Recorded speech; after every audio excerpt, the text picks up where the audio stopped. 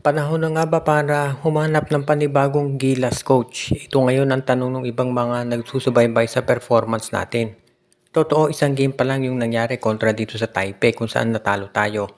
Pero kung titignan niyo yung mga nakaraan pa, natalo na rin tayo dito sa Taipei team before. So dalawang sunod na yung talo natin. At syempre, yung mga sunod-sunod na talo natin, maski na dito sa invitationals, doon sa Dubai, yung laban natin doon, natalo rin tayo. Yung iba nating mga tune-up games ay hindi rin nagwagi itong ating Gilas Pilipinas.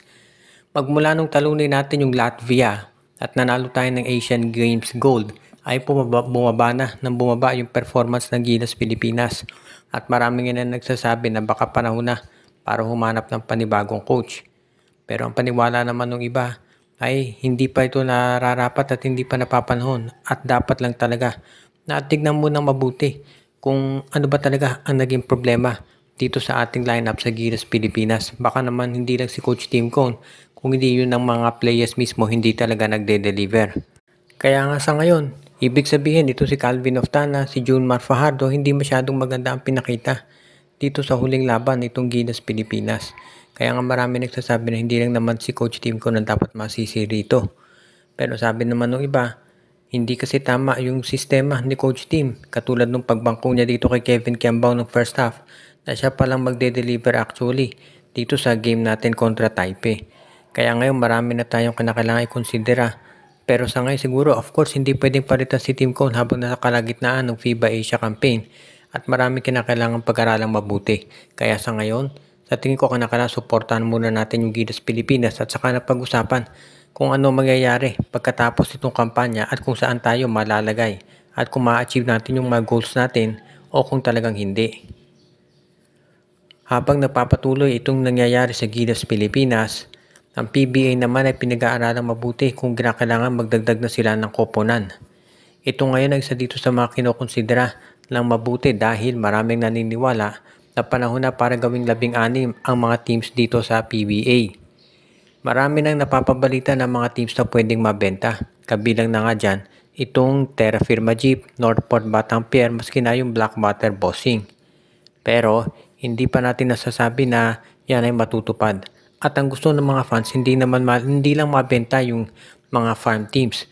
Kung hindi ang gusto nila may pumasok na ibang koponan para naman yung ibang players ay mapigyan ng pagkakataon na ipakita kung anong kaya nilang gawin. Tandaan natin na itong year na to, maraming sasali sa PBA draft kahit maraming players ang gusto ring mag-abroad. So every time, taon-taon kapag meron sumasali sa draft, meron ding mga nawawalan syempre ng oportunidad na maglaro sa PBA dahil nakakat sila katulad nito si Mark Borboran na inalis dito sa Reynolds Shiny Rasto Painters at si Francis Escandor. Mabuti si Escandor nakakuha agad ng panibagong team dito sa Phoenix Fuel Masters. Kaya ngayon, pinag-iisipang mabuti ng PBA kung talagang kinakailangan na ba na magdagdag ng koponan. Alam naman natin medyo mahigpit ang requirements para sa pagdagdag ng koponan dito sa PBA. Kaya nga hindi na ako magugulat kung medyo mahihirapan yung mga ibang kumpanya kasi hindi lang naman pera ang kinukonsidera dito kung hindi yung commitment nila dito sa PBA.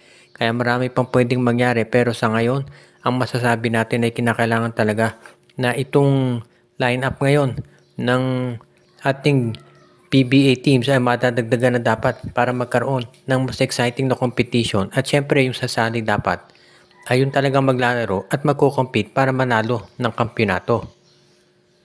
Syempre, kapag napag-uusapan yung gusto manalo ng kampyonato, isa na dyan talaga dito palaging favorite ay yung SMB. Kaya nga sa ngayon, pwedeng mangyari dito ayon dun sa mga nag-oobserba sa galaw ng San Miguel. Baka ang kunin nila ngayon dito sa darating na draft ay si DJ Fener.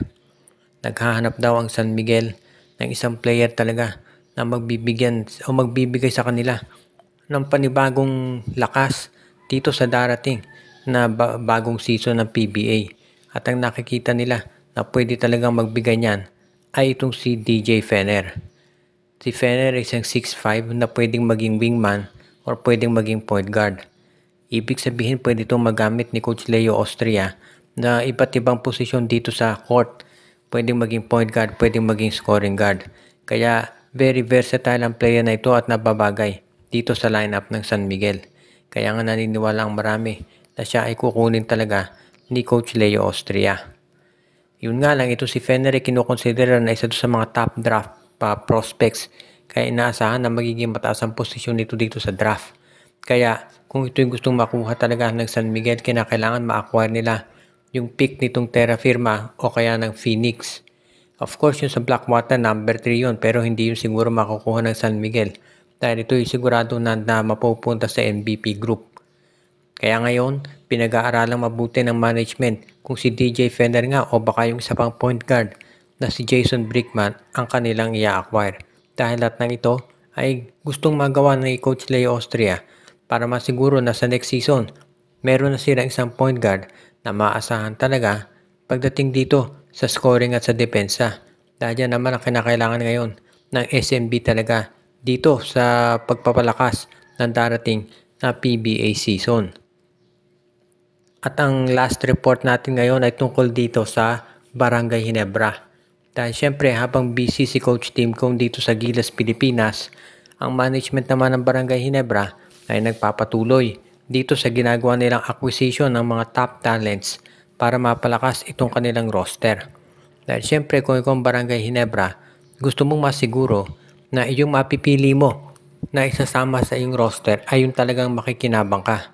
At kabilang na nga dyan ay itong si Jeyo Chu, ang 6'10 player na kinukonsidera ngayon na isa sa mga posible na maging top draft picks. Siyempre, pagdating sa PBA, alam naman natin, sinasabi nga nila ay height is might. Kaya yan talaga ang tinitignan dito sa Philippine Basketball Association ng Ginebra. Kapag ito ay nakuha ng Ginebra, masisiguro natin na hindi na sila magkakaroon ng tinatawag na issue pagdating dito sa paghahanap ng isa pang sentro na pwedeng maging katandem ni Troy Rosario at ni Japet Aguilar. Itong si Chu ay bata pa at sabi nga nila medyo hilaw pa, pero kapag yan ay nabigyan ng playing time at nahasa dito sa sistema ni Coach Tim Cone, magagamit niya talaga yan. Kaya mukhang ito ngayon ang pinag-aaralan ng Ginebra. Kung sakasakali na itong si Chu ay maging available pa dito sa late part ng draft, makukuha talaga yan ng Barangay Ginebra. Kaya yan naman talaga ang isa dito sa masasabi natin pinaka-likely na mangyari. Siyempre ang Ginebra mababa yung draft position nila, pero ready naman sila na magawa ng trade para ito'y mapataas. Lahat na ito ay magdedepende kung ano ang pag-uusapan ni Francis Chua at siyempre nung iba pang mga teams kung saan sila makikipag-negotiate. Partikular na dito sa Phoenix Fuel Masters, pati na rin dito sa Terra Firma Jeep at sa Northport. Shoutout muna kay Michael D, Anthony Alon. Binabati din natin si RG Bueno at Dalina family, Joshua Giray, Espejo at Rosales family. Pati na rin si Dexter Domer, Ireneo Salangsang, si Enju. Pati na rin si Katsakino Dukusin, Malyari Mascarinas, Dalmacio de Guzman at ang iba pa nating taga-subaybay.